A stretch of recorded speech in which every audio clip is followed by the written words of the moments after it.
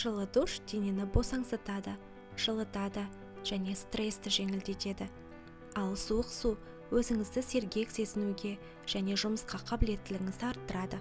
Ал егер сіз жылы және суық душты біріктіріп, контрастты душ қабылдасаңыз, 2 есе пайда ала аласыз.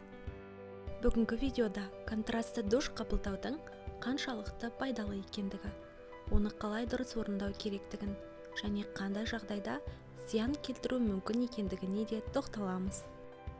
Ең алдымен каналға тіркеліп, қоңырауды басып, видеоны соңына дейін көріңіздер. Контрастты душ бірқатар емдік қасиеттерге ие. Душтың бұл түрі сізге таңертең толықтай оянуға көмектесіп, сергектік сыйлайды. Иммундық жүйені нығайтады, бұлшықеттерді жаттықтырады. Зат алмасу процесі жылдамырақ жүреді. Жаттығудан кейін бұлшықеттің қалпына келуіне көмектеседі. Әсіресе жаттығу жасап, ертесіне денесі ауырып қалатын адамдарға контраст душтың пайдасы зор.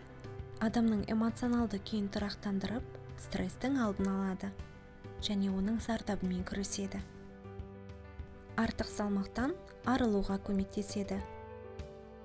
Суық су әсерінен дене жылуды жақсы бөледі де, калория мен артық майдан арылтады. Бірақ бұл үшін қалай душ қабылдау керектігін білу өте маңызды.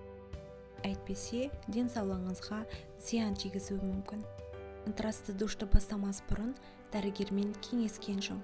Себебі бұл процедуралардың бірқатар қарсы көрсеткіштері бар. Жүрек тамыр жүйесі аурулары, гипертония, қан аурулары, онкология, ангина, неврология патологиясы бар адамдарға, жүкті және емізетін аналарға контраст душқа түспеген жөн.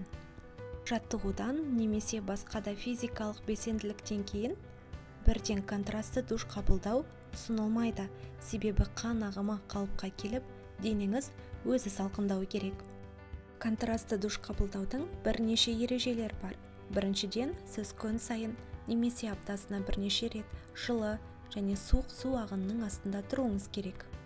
Екіншіден, контрастты температурамен жұмыс істеу үшін сіз психологиялық тұрғыдан бейімделуіңіз керек. Егер сіз контраст душ қабылдауды ауыр сынақ немесе күнделікті қиындық ретінде емес, денсаулықты нығайту мүмкіндігі ретінде қабылдасаңыз, процедуралар сіз күткен нәтижені береді. Басында суық су стресс әкелуі мүмкін. Бірақ дене үйреніп шыңдалған сайын ағзаның қорғаныс функциясы дамиды, вирустарға төтеп беруге дайын болады.